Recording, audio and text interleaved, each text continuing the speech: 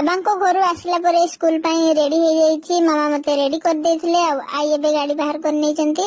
ମୁଁ ପିନ୍ଧିଥିଲି ହେଲମେଟ ଆଉ ମାସ୍କ, କାହିଁକି ଆଖିରେ ଆଉ ନାକରେ ହଉଛି ହାवा ପଶିବ ବୋଲି ମତେ ମାସ୍କ ପିନ୍ଧି ଦେଇଥିଲେ ମାମା। ଆଇ ହେଲମେଟ ର କାଚ ବି ମଧ୍ୟ ଭଲସେ ଲଗେଇଦେଲେ। ତାପରେ ଗାଡି ଷ୍ଟାର୍ଟ କରିକି ମତେ ସ୍କୁଲରେ ନେଇକି ଛାଡିଦେଲେ ଆଇ। ଦିପରେ ଆସିକି ମୁଁ ଖାଉଥିଲି ଭାତ, ଡାଲି, ତରକାରୀ। ଆଇ ମତେ ଖୁଏଇ ଦଉଥିଲେ। ତାପରେ ମୁଁ ମୋର ଖାଇବା କମ୍ପ୍ଲିଟ କରିନେଲି।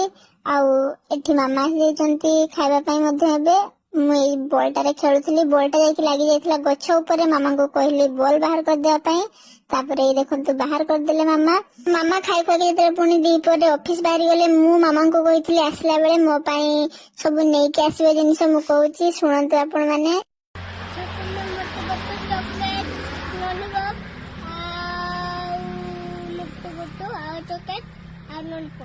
ସେତିକି ଆଉ କିଛି ଆଣିବିନି? ମାଜା ବି? ଆଚ୍ଛା ଆଚ୍ଛା ଆଚ୍ଛା, ହଉ ହଉ ଗେଟ୍ ମାରିଦିଅ ବାବା। ଟାଟା ବାବା। ଏବେ ମୁଁ ଗେଟ୍ ବନ୍ଦ କରିଦେଇକି ଭିତରେ ଯାଇକି ଖେଳୁଥିଲି। ଆଉ ରାତିରେ ଦେଖନ୍ତୁ ମୁଁ ଏବେ ଟିଭି ଦେଖୁଥିଲି। ଆଉ ଆଜିକାର ଦିନଟି ମୋର ଏଇଭଳି ରହିଲା। ଭଲ ଲାଗିଲେ କମେଣ୍ଟ କରିବେ, ଚ୍ୟାନେଲରେ ନୂଆ ଥିଲେ